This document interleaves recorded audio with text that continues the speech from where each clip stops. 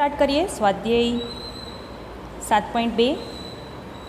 ફરીથી બધાને આવકારું છું અને વંદે માતરમ બધાને. હવે પહેલો પ્રશ્ન છે, તમને એમ જ કીધું છે જેટલા પ્રશ્નો હોય હવે એક જ વસ્તુ કરવાનું છે, તમારે સંકલન મેળવવાનું છે. પહેલો પ્રશ્ન છે 2x/1 + x². તો જો મેં તમને આ જે સૂત્રો બતાવ્યા હતા એ સૂત્રો કેવી રીતે મદદ કરશે હું બંને રીત તમને બતાવું છું. સૂત્રો ઇઝી પડે છે કે ટેક્સ્ટબુકની રીત ઇઝી પડે છે એ તમારે ડિસાઇડ કરવાનું છે. તો આ પહેલો દાખલો છે. હવે તમે અહીંયા જોઈ શકો કે નીચેનું પદ શું છે, તો કે 1 + x². તો આનું વિકલન કરું તો વિકલન શું થાય? યસ, 1 નું 0, x² નું 2x. તો બોલો ઉપર વિકલન આપેલું જ છે, રેડી. તમને શું આપ્યું છે? f'(x/fx). મિત્રો આ શરૂઆતના દાખલા છે. તમને એમ લાગતું હોય કે ટીચર આટલી ઓછી ગણતરી કરીએ તો માર્ક મળે, તો આ દાખલાઓ તમને 2, 3 કે 4 માર્કમાં પૂછાવાના નથી, MCQમાં જ પૂછાવાના છે આ ટાઈપના દાખલા. જ્યાં 2 માર્કના પ્રશ્ન આવશે એટલે હું તમને કહીશ કે મિત્રો હવે આ દાખલા તમને 2 માર્કમાં પૂછાઈ શકે. ઓકે, તો શું કર્યું? તો કે d/dx(1 + x²) નીચેના પદનું વિકલન, fxનું વિકલન ઉપર આપેલું જ છે, રેડી. ઓકે, તો જવાબ આવશે તમારો log fx. log fx એટલે શું? તો કે 1 + x² + c. પતી ગયો સમ. ઓકે, હવે સપોઝ મારે ટેક્સ્ટબુકની રીત કરવી છે તો એમાં આપણે યુઝ કરશું આદેશની રીતનો. ઓકે, તો આદેશની રીતમાં મારે કરવાનું શું છે? તો કે મારી પાસે જે છેદ છે એ છેદ બરાબર હું t ધારી લઉં. સપોઝ 1 + x² = t ધારું છું. તો ફરીથી મારે વિકલન તો કરવું પડશે, અહીંયા dx આપ્યું છે એટલે. ઓકે, dxને મારે dtમાં પણ કન્વર્ટ કરવું પડે. તો 1 નું વિકલન 0, x² નું વિકલન 2x. કોની સાપેક્ષ વિકલન કરું છું? તો કે આખા પદનું હું dt સાપેક્ષ વિકલન કરું છું. t સાપેક્ષ વિકલન લેતા. તો t સાપેક્ષ જ્યારે હું વિકલન કરતી હોઉં, ઓકે, તો મારે અહીંયા x સાપેક્ષ નથી એટલે મારે અહીંયા dx/dt લખવું પડે અને tનું t સાપેક્ષ વિકલન 1. xનું x સાપેક્ષ જે રીતે 1 થાય એ રીતે tનું t સાપેક્ષ વિકલન 1. તો અહીંયા લખાશે 2x dx. dtને લઈ જાઓ સામે. આ આદેશ કેવી રીતે લેવાય એ રીત બતાવું છું. આપણે આદેશ લેવાના જ છીએ, દર વખતે કંઈ આ રીતે કામ નથી થવાનું, પણ જ્યાં સુધી ડાયરેક્ટ સૂત્ર ઉપયોગ થતું હોય ત્યાં સુધી કરવાનું, બાકી આદેશ તો આપણે લેવો જ પડશે. તો જુઓ, તમે આખી રકમ જોશો ને તો આના બરાબર તો તમારું આવી ગયું dt. તો હવે હું લખું છું i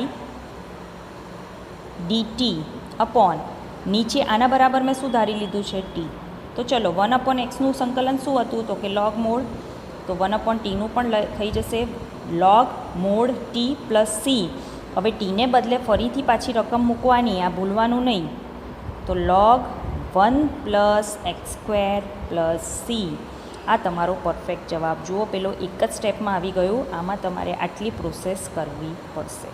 બંનેમાંથી તમને જે સરળ લાગે તે, બને ત્યાં સુધી આપણે આ સૂત્રનો જ ઉપયોગ કરશું, કારણ કે MCQ ફટાફટ જ્યારે કરવા હોય ગુજકેટના કે પછી બોર્ડ્સના 50 MCQ લાસ્ટ યર હતા, આ વખતે ખબર નથી, પણ છતાં જો તમારે સ્પીડ મેન્ટેન કરવી હોય JEE માટે પણ, તો તમે ડેફિનેટલી આ સૂત્રો યાદ રાખશો.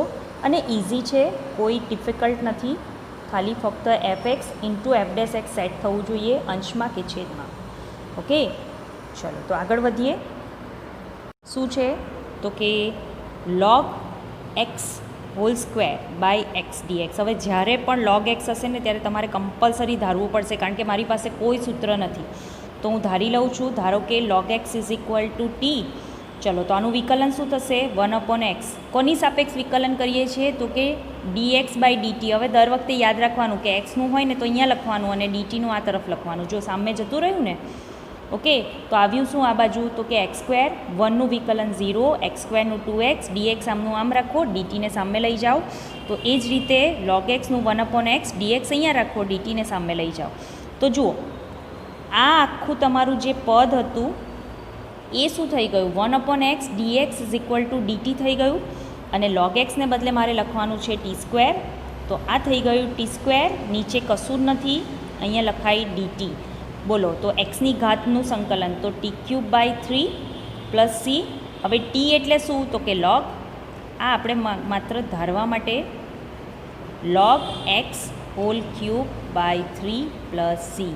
જ્યારે પણ આપણે આદેશ લેશું, જ્યારે પણ આપણે ધારશું, ત્યારે આ વસ્તુ કરી શકાય. અને આપણી રીત કરવી હોય તો એ પણ બતાવી દઉં, જોઈ લો. ઓર શું છે તો કે log x by x, log xનો સ્ક્વેર dx. તો અહીંયા તમે લખી શકો, આ તમારું વિધેય છે. વિધેય કયું છે તો કે log x, એની n ઘાત એટલે એનો વર્ગ. અને વિકલન શું છે તો કે 1/x, તો d by dx of log x લખાય 1/x ને. યસ, log xનું વિકલન શું છે 1/x. log xનું સંકલન નથી આપણી પાસે, log xનું વિકલન છે આપણી પાસે 1/x. તો જુઓ, વિધેયની n ઘાત, આ n ઘાત અને સાથે વિકલન. તો એક ઘાત ઉમેરો, n બરાબર 2 છે તો એક ઘાત ઉમેરશો એટલે 3/3 પ્લસ સી. ઓકે, ચલો નેક્સ્ટ સમ પર જઈએ આગળ. દાખલા નંબર 3 પર આપ્યું છે તમને. યસ, આવું જ છે 1/x plus x log x. તો 1/x કોમન, છેદમાંથી x કોમન કાઢીએ. ચલો હજી એક સ્ટેપ લખીશ, 1 પ્લસ log x dx. જુઓ આ પદનું વિકલન પણ શું થાય તો કે 1/x. જો આ રીતે લખું છું, 1/x dx લખી શકાય અપોન 1 પ્લસ log x. તમે જરા વિચારો, 1નું વિકલન 0, log xનું વિકલન 1/x. તો નીચે વિધેય, ઉપર વિકલન આવી ગયું. તો અહીંયા લખાય f' અને નીચે લખાય fx dx. તો તમારો જવાબ શું આવશે તો કે log મોડ fx. fx એટલે શું છે તો કે આ તમારું fx છે. જો મેં લખ્યું જ છે 1 પ્લસ log x આખું પ્લસ સી. ઓકે, જે પદનું વિકલન તમારું ઉપર સેટ થતું હોય એ તમારો fx. ઓકે, ચલો હવે ધ્યાન રહેશે ને. આગળ વધીએ નંબર 4 પર. શું આપ્યું છે તો કે sin x into sin of cos x. જોજો, હવે આવું કોઈ પણ વિધેય હોય ને તો આપણું વિકલન થાય, સંકલન નહીં થાય. વિકલનમાં આપણે શું કરતા હતા, સાંકળ નિયમ લગાડતા હતા ને જમણીથી ડાબી તરફ વિકલન કરતા જતા હતા. ઓકે, સોરી, ડાબીથી જમણી તરફ આ રીતે આપણે આ ડાયરેક્શનમાં વિકલન કરતા જતા હતા. પણ અહીંયા સંકલનમાં એવો કોઈ નિયમ નથી. તો જરાક ધારો, મારે cos x નહીં ચાલે, મારે cos x ને બદલે x જોઈએ. x તો આવી નહીં શકે તો t લઈ શકાય. તો મારે શું કરવું પડશે, મારે ધારવું પડશે cos x equal to t. તો ચલો રફ કામ કરીએ. રફ કામ નહીં, આ બતાવવાની છે તમારે ગણતરી. તો cos x is equal two t. તો cosનું વિકલન થઈ જશે minus sin x dx equal to dt. જો sin x રેડી જ છે, માઇનસ નથી, તો sin x dx ને બદલે મારે માઇનસ dt મૂકવાનું છે. તો માઇનસ ચિહ્ન તો આપણું જ છે, ઘરની બહાર કાઢી મૂકો. ઘરની બહાર એટલે સંકલનની બહાર. ઓકે, sin x dx આખું ભેગું મળીને માઇનસ dt થઈ ગયું. તો અહીંયા હું dt લખી દઉં. sin cos x ને બદલે શું લખાશે તો કે sin ઓફ cos x ને બદલે cos x ને બદલે હું t લખી શકું. હવે સંકલન થઈ શકે. જોજો હા, અહીંયા ચલ પરિવર્તન શાના માટે કરીએ છીએ, સંકલન કરવા માટે. સંકલન કરવા માટે, અને તે પણ એટલા માટે કે તમારા જે સૂત્રો છે એક્ઝેક્ટ એ જ ફોર્મેટમાં મને જોઈએ. અહીંયા સાઇન ઓફ cos x નહીં ચાલે, અહીંયા સાઇન ટી ચાલે. સાઇન ટીનું સંકલન મને ખબર છે, સાઇન ટીનું માઇનસ કોસ ટી થાય. પણ સાઇન ઓફ cos x નું ડાયરેક્ટ સંકલન કરી શકું નહીં. ઓકે, વિકલનમાં આપણે ડાયરેક્ટ વિકલન કરી શકતા, પણ આદેશ ક્યારે લેતા તો કે સરળતા માટે લેતા. ઓકે, તમારી જે રીત છે એ રીતને ટૂંકાણમાં બતાવવા માટે આપણે આદેશ લેતા. જ્યારે અહીંયા શું છે તો કે અહીંયા તો હું સંકલન કરી જ નથી શકતી. સરળ રીતે કરવા માટે નહીં, પણ સંકલન કરવા માટે ઇમ્પોર્ટન્ટ છે, કારણ કે અહીંયા જે ચલ હશે એ જ તમારું અહીંયા સંકલન જોઈએ. ટી સાપેક્ષ સંકલન કરું છું તો અહીંયા મારું સાઇન ટી જોઈએ. સાઇન કોસ એક્સ નહીં ચાલે, સાઇન કોસ ટી પણ નહીં ચાલે. ઓકે, સાઇન ટી એટલે સાઇન ટી જ જોઈશે. સાઇન વાય તો સાઇન વાય જ. Sine ax² plus bx plus c પણ નહીં ચાલે. ઓકે, આઈ હોપ કે તમને સમજ પડી કે અહીંયા તમારું એક જ ચલ હોવું જોઈએ. હા, ટીનો ગુણક હોય 2 હોય 5 હોય t/2 હોય તો કોઈ વાંધો નથી, પણ બાકી તમારી કિંમત આવી રીતે કોસ હોય અહીંયા કે ax² plus bx plus c હોય તો ચાલશે નહીં. ચલો, સાઇનનું સંકલન થઈ જશે minus cos t plus c, ટીનો સગુણક 1 જ છે તો ભાગવાનું રહેતું નથી, તો અહીંયા લખી શકીએ આપણે cos t plus C. T આપણે શું ધાર્યું હતું તો કે કોસ ટી, તો જવાબ આવી ગયો તમારો cos of cos x plus c. જવાબ આવી ગયો cos of cos x plus c. ચલો ત્યાર પછી નેક્સ્ટ સમ 5મો, integration sine a x plus b into cos a x plus b dx. મિત્રો આ દાખલાઓની ખૂબ જ પ્રેક્ટિસ કરજો. સંકલનમાં એક જ વસ્તુ ઇમ્પોર્ટન્ટ છે, એ છે તમારી પ્રેક્ટિસ અને ફક્ત પ્રેક્ટિસ.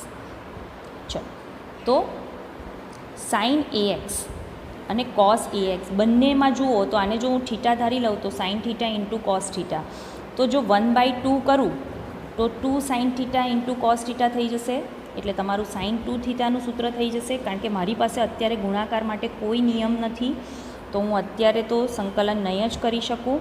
તો યસ, ખંડસ્થ સંકલનમાં પણ તમારા અલગ અલગ વિધેય હશે ત્યારે ઉપયોગમાં લેવાશે, અથવા ત્રિકોણમિતીય વિધેયોમાં પણ સ્પેશિયલ કેસ હશે તો જ ઉપયોગમાં લેવાશે.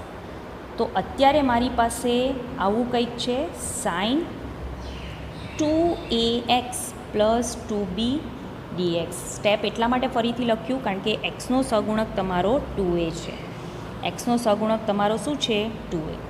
ઓકે, તો 1/2 સાઇનનું સંકલન minus cos 2ax plus 2b upon એક્સના સહગુણક વડે ભાગવાનું, પ્લસ સી પણ ભૂલાય નહીં, આપણે કશું ધાર્યું નથી. તો 2 ઇન્ટુ 2 ઇન્ટુ એ 4a, અહીંયા માઇનસ કરી નાખો, into cos 2ax plus 2b plus C. આ તમારો જવાબ. તમે બહાર કાઢી અને કોસ 2 થીટાનું સૂત્ર મૂકી શકો, તમારી ઈચ્છા, જરૂર નથી. પ્રશ્ન નંબર 6 જોઈએ, integration √ax plus b dx. તો ફક્ત તમને જાણ પડે, તમને સમજ પડે એટલા માટે એક ચેન્જ કરું છું. અહીંયા લખી દઉં છું ax પ્લસ બી રેઝ ટુ 1/2 dx. ઓકે, સૂત્ર આપણે કોનું લગાવશું તો કે ઘાતનું લગાવશું. શું ઘાત તો કે સંકલન ax પ્લસ બી ની 1/2 ઘાત. તો એક્સની n ઘાતનું સંકલન શું થાય તો કે એક ઘાત ઉમેરો એટલે થઈ જશે 1 પ્લસ 1/2, એટલે લસા લેશો એટલે થઈ જશે 3/2, એટલી જ ઘાત વડે ભાગો પ્લસ સી. અહીંયા તમારે ધ્યાન રાખવાનું છે એક્સનો સહગુણક એ છે, તો એ વડે મારે ભાગવાનું રહેશે. તો જવાબ આવી જશે તમારો ax plus B rays to 3/2. આ 2 છે, છેદનો છેદ છે, અંશમાં જશે 2/3a પ્લસ સી. બસ આટલું જ કરવાનું હતું. હવે જઈએ નંબર 7. જો બંનેમાં રકમમાં શું ફરક છે તો કે અહીંયા વર્ગમૂળમાં જે પદ હતું તે આખું વર્ગમૂળમાં હતું. અહીંયા શું છે તો કે x ઇન્ટુ √x પ્લસ 2 છે. તો અહીંયા હું ઘાતનો નિયમ ડાયરેક્ટ લાગુ નહીં પાડી શકું, તો પહેલાં થોડું સાદુરૂપ આપવાની જરૂર છે, તો સાદુરૂપ આપી દઈએ. શું લખું છું તો કે એક્સને લખું છું x પ્લસ 2 માઇનસ 2. એક્સને બદલે લખી શકાય, 2 ઉમેર્યા 2 બાદ કર્યા એટલે ચાલે, ઇન્ટુ વર્ગમૂળમાં જે પદ છે એઝ ઇટ ઇઝ. હવે શું કરું છું તો કે અંદર ગુણાકાર કરું છું. તો મેં શું કર્યું તો કે x પ્લસ 2 જે છે એને આની સાથે ગુણો, અને માઇનસ 2 છે એને પણ આની સાથે ગુણો. તો આ રીતને કહેવાય છે ઉમેરીને બાદ કરવાની રીત. ઓકે, બંનેને x પ્લસ 2 સાથે ગુણી દીધા. તો જુઓ અહીંયા શું થઈ ગયું તો કે અહીંયા એક ઘાત અને અહીંયા વર્ગમૂળ છે એટલે 1/2 ઘાત. તો બંનેના ઘાતનો સરવાળો કરો એટલે 3/2, સેમ પદ છે એટલા માટે. અને અહીંયા -2 છે તો -2ને અંડરરૂટ સાથે ગુણો તો 2 ઇન્ટુ એક્સ પ્લસ 2ની 1/2 ઘાત. જો બંને પદો તમારા ઘાતમાં આવી ગયા. હવે હું સંકલન કરી શકું અને ઘાતનો નિયમ વાપરી શકું. તો અહીંયા લખાશે એક્સ પ્લસ 2 રેઝ ટુ 3/2નું સંકલન. 2 અચળ પદ છે, કોમન લઈ લો. એક્સ પ્લસ 2 રેઝ ટુ 1/2નું સંકલન. ઓકે, તો અહીંયા થઈ જશે તમારી ઘાત 3/2ની 5/2 -2, અહીંયા એક ઘાત ઉમેરો 3/2 અપોન 3/2 પ્લસ સી. તો ઇઝ ઇક્વલ ટુ 2 આગળ લઈ લો, એક્સ પ્લસ 2 રેઝ ટુ 5/2/5 અને -2 ઉપર by 3, x plus 2 raise to 3/2 plus C. તો આ થઈ ગયું મિત્રો તમારો દાખલા નંબર 7. હવે આવ્યા દાખલા નંબર 8 પર. થોડોક ચેન્જ ફરીથી છે. અહીંયા મેં શું કર્યું તો કે અહીંયા મેં અંદરનું પદ એડજસ્ટ કર્યું. હવે નીચેના દાખલામાં હું શું કરું છું તો કે જે વર્ગમૂળવાળું પદ છે એનું વિકલન સેટ કરું છું. કેમ? તો કે મારી પાસે કયું સૂત્ર છે તો કે fnx ઇન્ટુ f' વાળું સૂત્ર પણ છે. જોજો હા, દાખલા એ રીત બદલાય છે, ફરીથી આવી રીતના દાખલા પણ આવશે. તો પહેલાં તો વિચારો આનું વિકલન શું થાય તો કે 1નું વિકલન 0, 2 એઝ ઇટ ઇઝ, x² વિકલન 2x. તો મને શું જોઈએ છે તો કે 2 ઇન્ટુ 2x એટલે 4x જોઈએ છે. યસ, તો 4x જોઈએ છે તો 4 વડે ગુણો, 4 વડે ભાગો. ભાઈ અચળ પદ તો આપણા જ છે અને અહીંયા લખી શકાય 1 + 2x² 1/2. જુઓ સૂત્ર બહુ સરસ એડજસ્ટ થઈ ગયું તમારું. કેવી રીતે ટીચર? અમને તો નથી દેખાતું. તો જુઓ આ fxની n ઘાત સાથે f'(x) લખું છું સૂત્રના ફોર્મેટમાં 1/4 ઇન્ટિગ્રેશન 1 + 2x² 1/2. જુઓ fnx into d/dx of 1 + 2x². થઈ ગયું? તો એક ઘાત ઉમેરો, એટલી જ ઘાત વડે ભાગો. તો અહીંયા 2 2 કટ થઈ જશે, વધશે 2 એટલે છેદમાં થઈ ગયું 1/6. 1 + 2x² 3/2 + c. હવે અહીંયા એક્સનો સહગુણક આ સૂત્રમાં આપણે જોવાના રહેતા નથી.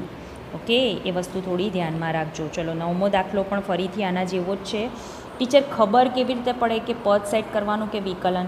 તો જુઓ, જેટલી ઘાત એક્સની છે વર્ગમૂળમાં, અહીંયા એક્સની કેટલી ઘાત છે 1 અને અહીંયા પણ કેટલી છે 1. તો જ્યારે એક્સની ઘાત સેમ હોય ત્યારે ઉમેરીને બાદ કરવાનું, અને જ્યારે એક્સની ઘાત એક વધારે હોય, અંદર કેટલી ઘાત છે સ્ક્વેર, અહીંયા કેટલી ઘાત છે 1 ઘાત, તો તમારે વિકલન સેટ કરવાનું. કારણ કે x² વિકલન થાય, x² વિકલન થાય 2x, એક ઘાત ઘટી તમારી. ઓકે, 9મો દાખલો પણ ફરીથી આ જ સૂત્ર આધારિત છે. જોઈએ 4x + 2 અને √x² + x + 1 આ ગુણાકારમાં છે. ચલો જોઈએ, પહેલાં તો આનું વિકલન શું થાય તો કે x² વિકલન 2x, xનું વિકલન 1. તો તમારી પાસે રેડી જ છે, માત્ર 2 કોમન કાઢી લેવાનો છે. ચલો તો 2 કોમન કાઢી લઈએ તો અહીંયા શું થઈ જશે 2x + 1 આવી ગયું વિકલન, અને આ થઈ ગઈ તમારી xની 1/2. ખ્યાલ આવે છે? જો નહીં ખ્યાલ આવતો હોય ફરીથી 8મો દાખલો જુઓ. આ થઈ ગયું તમારું f'(x) કોનું તો કે આનું વિકલન, અને આ વર્ગમૂળ છે એટલે 1/2. એમ તો ડિફિકલ્ટ કશું જ નથી. ઓકે, ચલો વિકલન શું થશે તો કે વાપરો આ સૂત્ર. શું કરવાનું છે તો કે એક ઘાત ઉમેરો, એટલી જ ઘાત વડે ભાગો. તો x² + x + 1, એક ઘાત ઉમેરશો એટલે એક પછીની અયુગ્મ સંખ્યા એટલે 3 + 3/3/2. 2 પર જશે એટલે 4/3 થઈ જશે. જો આ વારે વારે આવવાનું છે 1/2, 3/2, 5/2. એટલે મેં તમને એવી રીતે યાદ રાખવા કહી દીધું કે 1/2 હોય તો એના પછીની અયુગ્મ સંખ્યા એટલે 3, 3/2 હોય તો 5/2, 5/2 હોય તો 7/2. ઓકે, -1/2 હોય તો 1/2, -3/2 હોય તો -1/2. પછીની અયુગ્મ સંખ્યા વિચારવાની. આગળ વધીએ પ્રશ્ન નંબર 10 પર. શું છે તો કે 1/x - √x dx.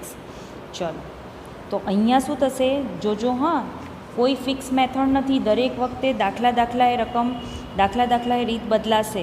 તો આ બંને પદમાંથી હું વર્ગમૂળ x કોમન કાઢું છું તો શું થઈ જશે તો કે અહીંયા વધશે વર્ગમૂળ x અને અહીંયા વધશે -1. ટીચર આવું કેવી રીતે કર્યું, કેમ કર્યું? તો કે મને એટલું ખબર છે કે જો √x = t ધારું ને તો એનું વિકલન થાય 1/2 √x. આના માત્ર તમને વિકલન ચેપ્ટર, વિકલનના સૂત્રો પરફેક્ટ આવડવા જોઈએ. ખાલી સૂત્રો આવડતા હશે તો પણ ચાલશે. તો આના આખા બરાબર t ધારી લઉં છું આદેશની રીત પ્રમાણે. ઓકે, તો આખા બરાબર t ધારી લીધું. શું થઈ ગયું તો કે √xનું વિકલન 1/2 √x. dx લખી દો, સામે t છે તો એનું વિકલન dt. ઓકે, તો હવે કિંમત મૂકીએ. જુઓ અહીંયા શું છે તો કે √x છે, 2 નથી તો 2 સામે જશે. તો શું લખાશે તો કે 1/√x dx = 2 dt લખાય. હવે સંકલન કરીએ. આ 1/ આખાને બદલે મારે શું લખવાનું છે તો કે 2 dt, અને છેદમાં જે પદ છે એના બદલે શું લખવાનું છે? ટી. તો આવી ગયું 1/t. તો 1/tનું સંકલન શું થાય? તો કે 2 આગળ log mod t plus C. તમે આને આ રીતે પણ લખી શકો 2 log ટીને બદલે આ રીતે પણ લખવાનું જ છે. હા, હજી એક રીત છે. 2 છે તો આ ઉપર જશે તો લખી શકશો √x -1² પ્લસ સી. તમે આ બંનેમાંથી ગમે તે રીતે લખો ચાલે. MCQ જ્યારે જોવાના હોય ત્યારે બંનેમાંથી કયો જવાબ છે ખાસ એ જોવાનું અને પછી તમારે આન્સર ટીક કરવાનો. હવે જોઈએ દાખલા નંબર 11, x/√x + 4. હમણાં સુધી અંશમાં હતું, હવે એ જ પદ તમને છેદમાં આપ્યું છે તો ફરીથી કરો. +4 - 4 ઉમેરીને બાદ કરો. થઈ ગયા. ઉમેરીને બાદવાળી મેથડ થઈ ગઈ. છેદ વિભાજન કરી નાખો અહીંયાથી. ચલો આને કરશો તો 1 ઘાત છે અને નીચે વર્ગમૂળ, તો વર્ગમૂળ વધશે. તમે લખી શકો 1 - 1/2 અને અહીંયા લખી શકો 4/x √x + 4 એટલે તમે એને લખી શકો -1/2. તો આ થઈ ગયું તમારું x + 4 ⁴ અને આ -4x + 4 -1/2 બંને ઘાતમાં આવી ગયા. આઈ લખો એટલે તરત જ સિમ્બોલ અને dx મૂકી દેવાનું. ચલો બંને પદનું સાથે, બંનેને dx મેં અલગ નથી આપ્યું. ઘાતનો નિયમ વાપરી લો. x + 4ની 1 ઘાત ઉમેરો, ફરીથી 1/2 છે એટલે 3/2 -4 -1/2 છે તો એ -1 પછીનો અયુગ્મ નંબર એટલે 1 1/2 પ્લસ સી. ઓકે, 2 ઉપર જશે તો અહીંયા થઈ જશે x + 4 3/2/3 -4x + 4 1/2 પ્લસ સી. બસ, તો આ થઈ ગયો તમારો જવાબ. હવે વધીએ આગલા દાખલા પર. દાખલા નંબર 12.